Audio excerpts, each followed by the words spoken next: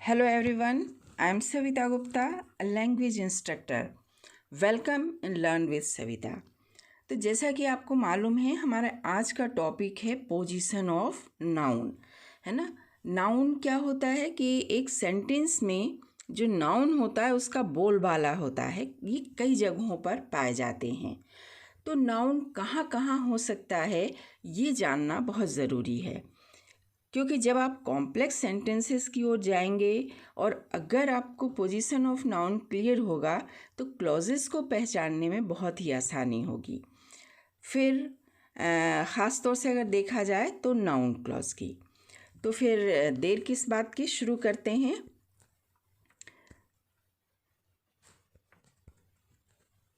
सबसे पहले हम लेते हैं कि नाउन, पोजीशन ऑफ नाउन हम देखने जा रहे हैं, तो नाउन की डेफिनेशन या नाउन क्या है हम ये क्लियर कर लें।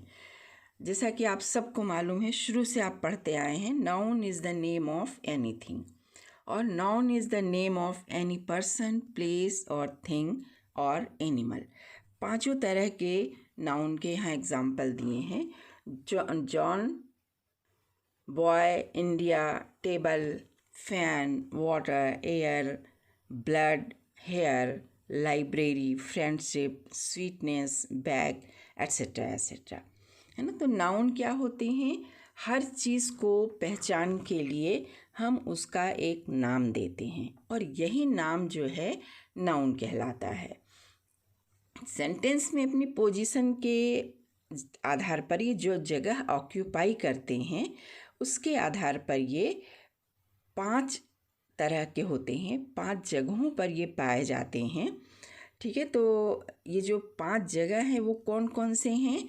Subject of a noun, object of a transitive verb, object of a preposition, complement of a verb and case in apposition. तो एक एक करके हम इनको डिटेल में देखते हैं। सबसे पहले हम लेते हैं सब्जेक्ट ऑफ ए वर्ब। तो आप देखिए कि सब्जेक्ट ऑफ ए वर्ब, अगर नाउन सब्जेक्ट का काम कर रहा है तो वो सब्जेक्ट ऑफ ए वर्ब कहलाता है ना। The noun just before finite verb is subject. ठीक है, सब्जेक्ट में भी ये सिंगल वर्ड और ए ग्रुप ऑफ वर्ड। ठीक है, तो सेंटेंस में नाउन कहाँ है जो सब्जेक्ट के जैसा काम कर रहा है, इस चीज़ को जानने के लिए आप कुछ मत करिए, सिर्फ आप क्या करिए कि उस सेंटेंस में से वर्ब को आइडेंटिफाई कर लीजिए। ठीक है, और वर्ब के ठीक पहले आने वाला जो नाउन होता है वो क्या होता है? सब्जेक्ट होता है। तो वर्ब के ठीक पहले आने वाला नाउन एक सिंगल वर्ड का भी हो सकता है और ग्रुप ऑफ वर्ड भी हो सकता है। जैसे कि हम यहाँ पर देखते हैं कि हमारा पहला एग्जाम्पल है जॉन इज स्टडिंग। तो इसमें वर्ब क्या है? इज़ है। अब इसके ठीक पहले एक सिंगल वर्ड है जॉन, और जॉन क्या है? नाउन है। ठीक है, तो प्रॉपर नाउन है और ये सिंगल वर्ड का है। जॉन इस सेंटेंस में सब्जेक्ट का काम कर रहा है। Subject of the verb is. Second example जो दिया है वो ये है, मेरी इज़ प्लेइंग। अब यहाँ पर फिर देखिए कि यहाँ इज़ आपका वर्ब है और इसके पहले सिंगल वर्ड आया है मेरी। मेरी भी किस चीज़ का काम कर रही है? सब्जेक्ट का, और ये क्या है? Subject of the verb is. अगला एग्जाम्पल अगर हम देखते हैं तो Alan and Mary are dancing. तो यहाँ देखिए कि वर्ब क्या है। जनरली हम बता देते बच्चों को कि पहला वर्ड जो होता है वो नाउन होता है, तो वो सिर्फ एलन को नाउन लिख देंगे और आंसर गलत हो जाएगा। यहाँ हमने आपको कहा कि सबसे पहले आप वर्ब को आइडेंटिफाई करिए। इसमें जो एग्जाम्पल में जो वर्ब है वो क्या है? आर है, और आर के पहले जो आ रहा है वो पूरा का पूरा, जिसमें कि एलन एंड मैरी दोनों हैं, ये दोनों के दोनों सब्जेक्ट है, यानी कि ग्रुप ऑफ वर्ड यहाँ पर सब्जेक्ट का काम कर रहे हैं। तो Alan and Mary it's a subject of the verb are. एक और एग्जाम्पल देखते हैं। The student of this class are very curious. इसमें हमारा वर्ब क्या है? आर है। आर के ठीक पहले कितना बड़ा ग्रुप है? The students of this class. ये पूरा का पूरा इस सेंटेंस में सब्जेक्ट का काम कर रहा है और ये कहलाता है the student of this class is the subject of the verb are. ठीक है। Gulliver's travel is an interesting book. Again हम यहाँ पर देखें तो इज हमारा क्या है? वर्ब है और इसके ठीक पहले आने वाला ये जो नाउन है ये पूरा का पूरा क्या कहलाता है? Subject of the verb is. तो इस तरह आप देखिए कि अगर आपको सब्जेक्ट कहाँ है, क्या क्या हो सकता है, कितना हो सकता है, ये क्लियर करने के लिए आप सीधे सीधे वर्ब को पकड़िए। वर्ब के ठीक पहले आने वाला, चाहे वो सिंगल वर्ड का हो या ग्रुप ऑफ वर्ड हो, ये पूरा का पूरा क्या कहलाता है? सब्जेक्ट कहलाता है। नेक्स्ट हम देखते हैं noun as an object of a transitive verb. तो इनफैक्ट आप देखिए कि ऑब्जेक्ट क्या होता है और ट्रांजिटिव वर्ब क्या होता है। तो सबसे पहले हम देख लेते हैं कि ट्रांजिटिव वर्ब क्या होता है। तो वर्ब एक ऐसा वर्ब जिसे सेंटेंस के अर्थ को पूरा करने के लिए एक ऑब्जेक्ट अनिवार्य रूप से चाहिए होता है, उसे ही ट्रांजिटिव वर्ब कहते हैं। ठीक है। तो ये जो हमारा नाउन होता है ये ऑब्जेक्ट के रूप में होता है ना। तो ऑब्जेक्ट के रूप में होता है। सब्जेक्ट हमने पहचान लिया, सब्जेक्ट को हम छोड़ देंगे। अगेन ऑब्जेक्ट को पहचानने के लिए भी हम सीधे सीधे वर्ब को आइडेंटिफाई करेंगे और वर्ब के ठीक पीछे आने वाला, ठीक बाद में आने वाला जो नाउन होता है वो ऑब्जेक्ट होता है ना। ये ट्रांजिटिव वर्ब है, ऑब्जेक्ट ज़रूर लेता है। तो जैसा कि हम इस एग्जाम्पल में देख रहे हैं कि यहाँ एग्जाम्पल लिखा है डेला रीड्स अ बुक।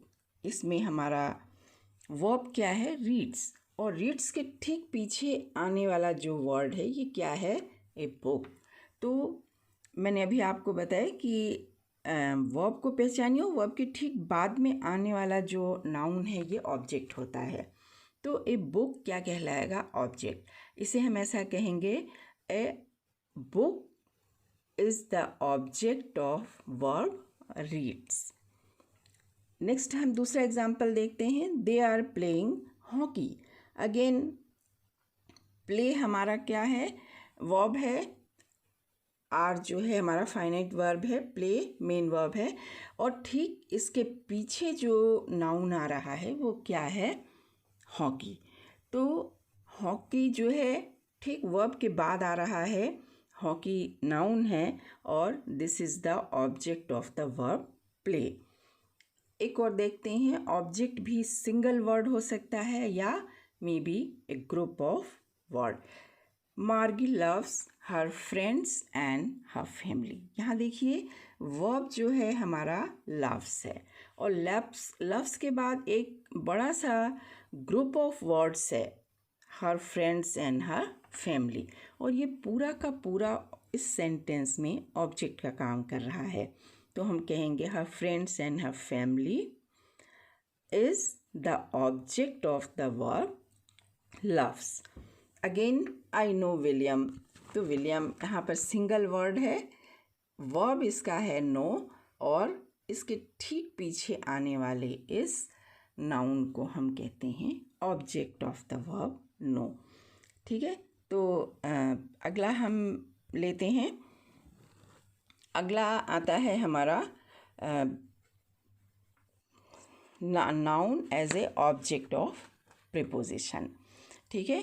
तो ये जो हमारा नाउन है इसको आइडेंटिफाई करने के लिए सबसे पहले डेफिनेशन देख लेते हैं। Sometimes an object after a verb takes a preposition before it, then it is said to be an object of a preposition, है ना।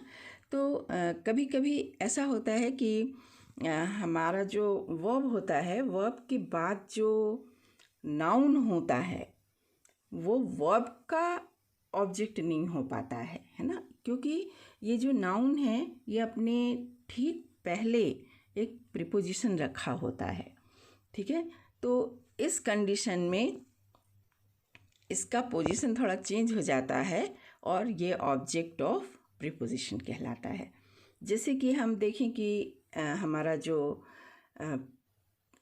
एग्ज़ाम्पल है, वर्ब क्या है, हम हर जगह ये देखेंगे कि जहाँ भी हमें नाउन को आइडेंटिफाई करना है हम फ़ौरन वर्ब को आइडेंटिफाई करेंगे। वर्ब यहाँ क्या है, पे अटेंशन, है ना।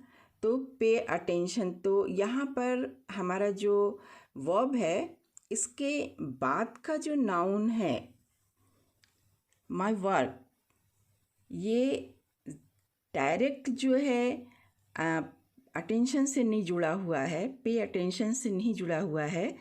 ये जो योर वर्क है, सॉरी, ये सीधे अपने आगे क्या रख रहा है, एक प्रीपोजिशन रख रहा है ऑन। तो ये object of the verb pay attention नहीं कहलाएगा, बल्कि क्या कहलाएगा, object of the preposition on कहलाएगा। अगला एग्जाम्पल हम लेते हैं, his future depends on his work, है ना। तो यहाँ आप देखिए वर्ब क्या है, डिपेंड्स है। इसके बाद जो नाउन आ रहा है वो क्या है, हिज वर्क।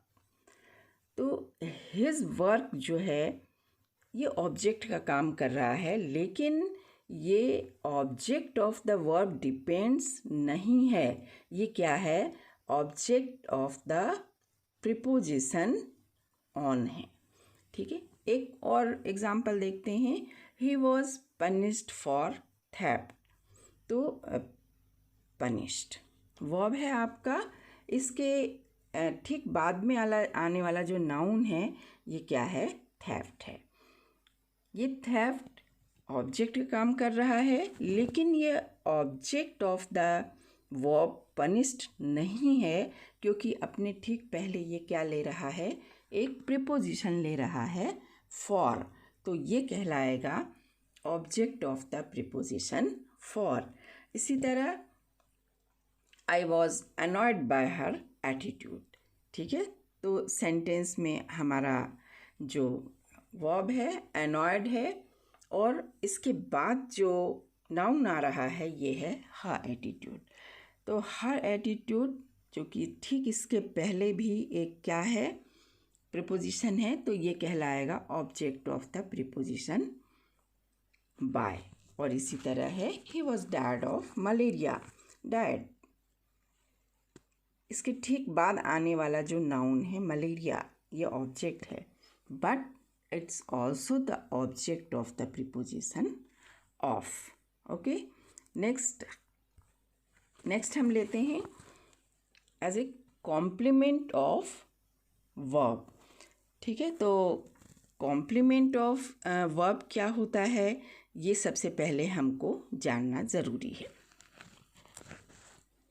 सेंटेंस में जब कोई नाउन किसी वर्ब के लिए, यानी कि चाहे वर्ब ट्रांजिटिव हो या इनट्रांजिटिव हो, उसका कॉम्प्लीमेंट होता है।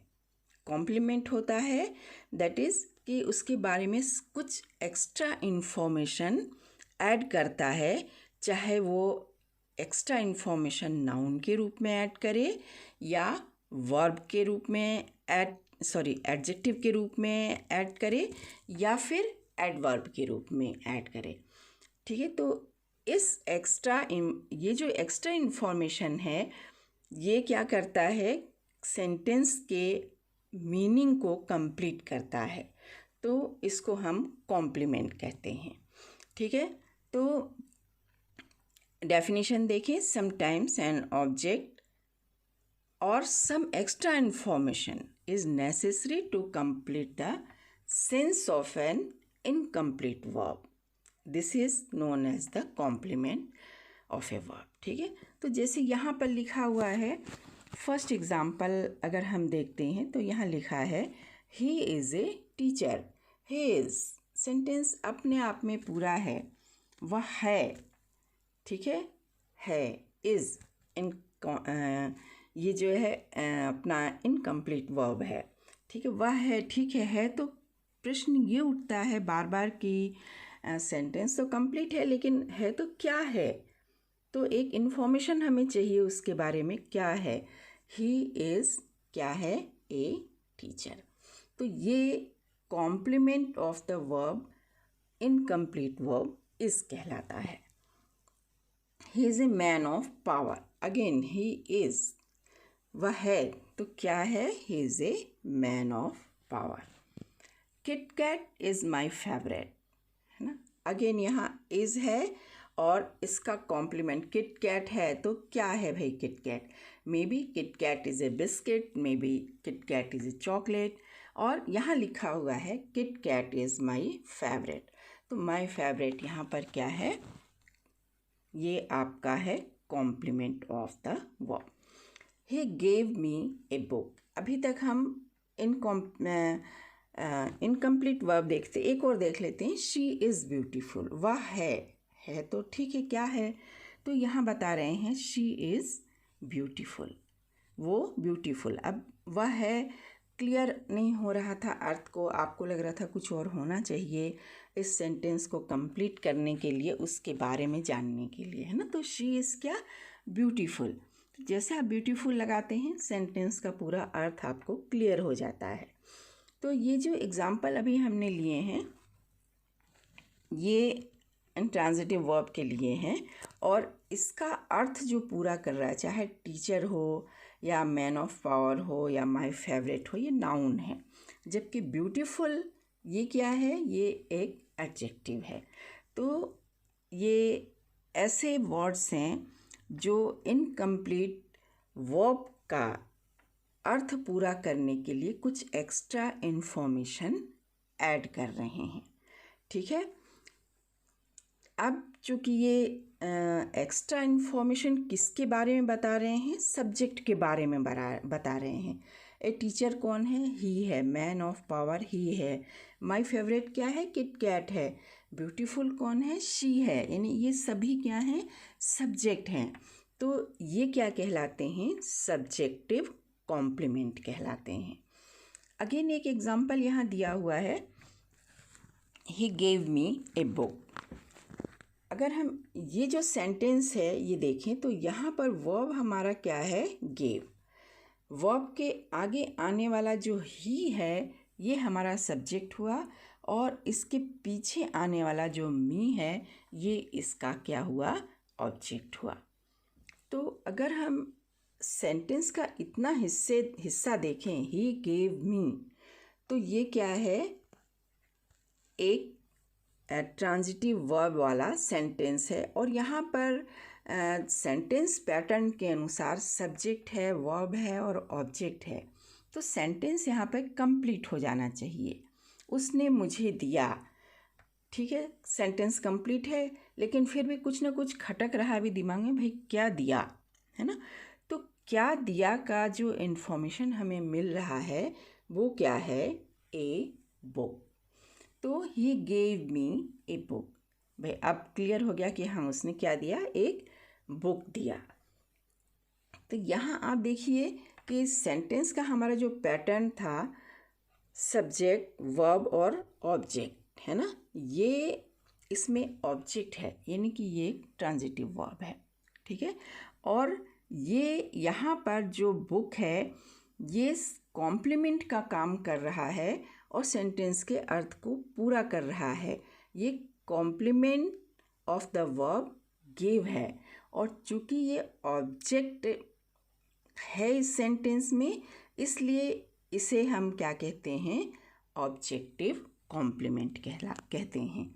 अगेन एग्जाम्पल देखें, जॉन गेव हिम अगेन ये एक सेंटेंस कंप्लीट है जिसमें एक ऑब्जेक्ट रखा हुआ है हिम। जॉन ने उसे दिया, पर सेंटेंस का सेंस कंप्लीट नहीं हो रहा है। ऑब्जेक्ट है, वर्ब ट्रांजिटिव है, ट्रांजिटिव वर्ब गेव है यहाँ पर, लेकिन एक कहीं ना कहीं खटक रहा है कि क्या दिया है ना। एक इन्फॉर्मेशन चाहिए कि क्या चीज़ दिया गया है। तो इन्फॉर्मेशन क्या मिल रहा है हमको? A book. तो यहाँ पर ए बुक जो है ये कॉम्प्लीमेंट का काम कर रहा है, क्योंकि इसमें भी जो गेव है ये ट्रांजिटिव वर्ब है, ठीक है। और हिम जो है वो इसका ऑब्जेक्ट है। तो यहाँ पर इसे हम कहेंगे ऑब्जेक्टिव कॉम्प्लीमेंट। Okay, right. अगला हम देखते हैं केस इन एपोजिशन। तो केस इन एपोजिशन तक जाने के पहले सबसे पहले हम ये जान लेते हैं कि एपोजिशन का मतलब क्या होता है। एपोजिशन का अर्थ होता है इक्वल और सेम, ठीक है।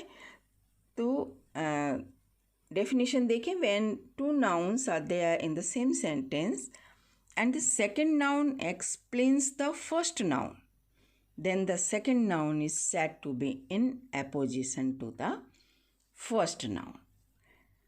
Okay? अब यहाँ भी हम वर्ब को आइडेंटिफाई करते हैं। पहला एग्जाम्पल लेते हैं, George my friend came late today. Verb हमारा क्या है? केम है ना। अब आप देखिए कि इसके ठीक पहले क्या आ रहा है? George my friend. ये पूरा का पूरा क्या हुआ? नाउन हुआ, ठीक है। तो ये जो नाउन है, आप देखिए यहाँ पर कॉमा से अलग किया हुआ दो नाउन है, एक है जॉर्ज और एक है my friend. George proper noun है और जॉर्ज के बारे में बता रहे जॉन क्या है?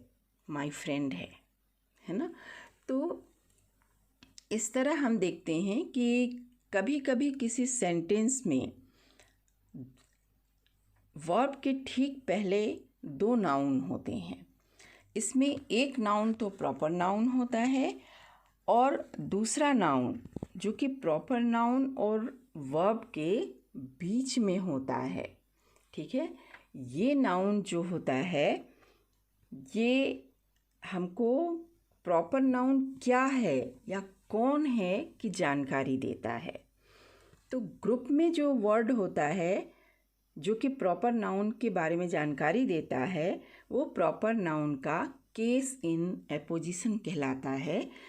वो वही होता है जो प्रॉपर नाउन होता है। जैसे कि जॉर्ज प्रॉपर नाउन है और माई फ्रेंड किसे कहा गया है?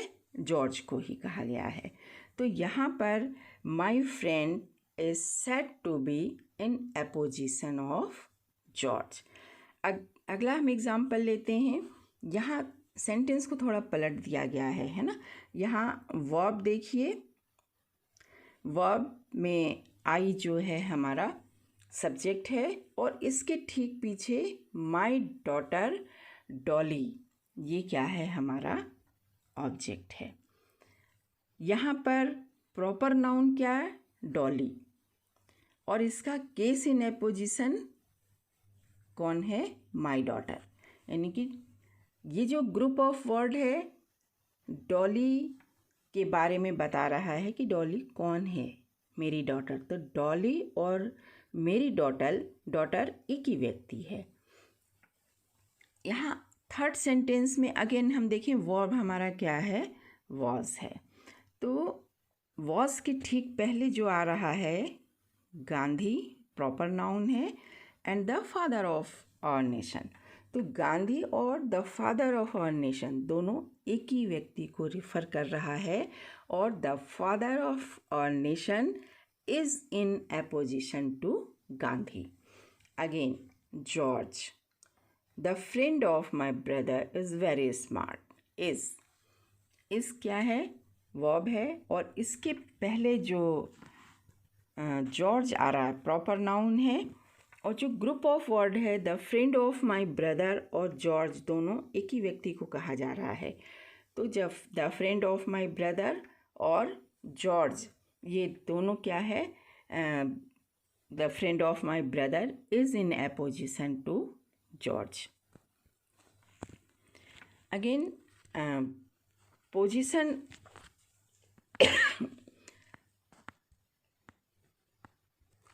पोजीशन ऑफ नाउन पर कुछ एक्सरसाइज दिए गए हैं।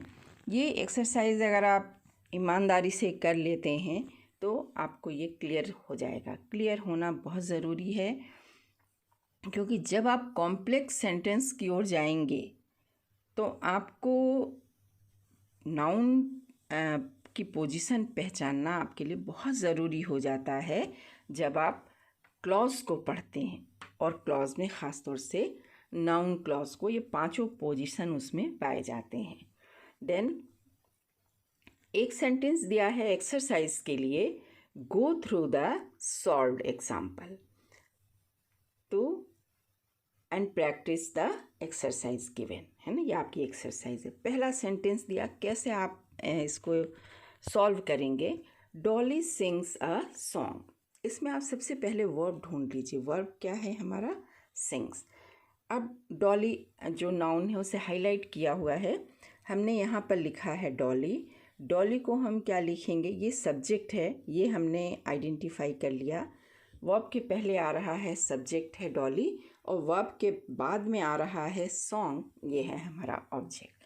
हमने लिखा डॉली, ये किस पोजीशन पर है, सब्जेक्ट ऑफ द वर्ब, किस वर्ब का, सिंग्स। हमने लिख लिया यहाँ पर सॉन्ग, इसका क्या पोजीशन है, ऑब्जेक्ट ऑफ द वर्ब, क्या, सिंग।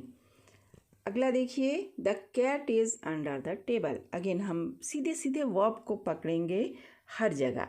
यहाँ पर हमारा वर्ब क्या है, इज, और इसके पहले आ रहा है कैट और बाद में आ रहा है टेबल।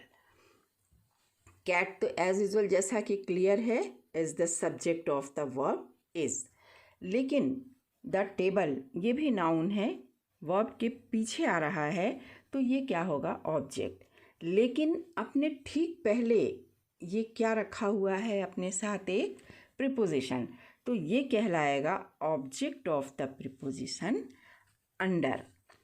नेक्स्ट एग्जाम्पल अगर हम देखें कि शी लुक्स स्मार्ट, तो शी लुक्स वह लग रही है, शी लुक्स स्मार्ट वो लग रही है, क्या लग रही है, शी लुक्स, ठीक है, वह लग रही है, ठीक है, क्या लग रही है, पर स्मार्ट लग रही है, एडजेक्टिव है यहाँ पर, है ना। तो स्मार्ट क्या है, क्योंकि वर्ब के पीछे है, तो फिर ये क्या है, ऑब्जेक्ट है।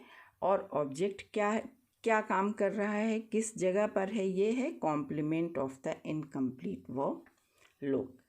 अगला example, Ellen the head girl of my class is very smart, है ना। तो यहाँ पर the head girl of my class, यहाँ अगेन हम क्या पकड़ते हैं, वर्ब। वर्ब के ठीक पहले एलेन है, कॉमा से अलग किया हुआ एक ग्रुप ऑफ वर्ड है, the head girl of my class. तो यहाँ पर आप देखिए कि एलेन और the head girl of my class दोनों एक ही को कहा जा रहा है, और यहाँ पर the head girl of my class is in apposition to the Ellen. फिर अब आपके लिए ये हमने एग्ज़ाम्पल सॉल्व करके बता दिया, जिसमें पांचों तरह के हमने पोजीशन ले लिए हैं। अब आपको करने के लिए एक्सरसाइज दिए हुए हैं। Isha sings a song, I have a book, Mr. George is a businessman, the spider spins web, people welcomed the minister, Geeta, the teacher of my sister, is very strict, the lion is in the cage, the book is on the table, Mrs. Gupta is a doctor, he came with a bag, we live in Madhya Pradesh, Chetak, the horse of Maharana Pratap, runs very fast. Sanjeev made a cake. The train goes to Delhi. Lakshmibai the queen of Jhansi was very way. तो इन सारे exercise को आप solve करिए, ठीक है। और अगर कोई प्रॉब्लम होती है तो कमेंट बॉक्स में लिख दीजिए, मैं इसके बारे में पूरी डिटेल में फिर से समझा कर भेज दूँगी। देन वीडियो आपको पसंद तो आया ही होगा, इसमें कोई दो राय नहीं है। अगर आपने मेरे चैनल को सब्सक्राइब नहीं किया है तो जल्दी से सब्सक्राइब कर लीजिए और बेल आइकन दबा दीजिए ताकि अगले वीडियो का इन्फॉर्मेशन तुरंत आप तक पहुंच जाए। आपके फ्रेंड्स को शेयर करिए, लाइक करिए और कमेंट ज़रूर करिए। Thanks for watching the video. Goodbye, have a nice day.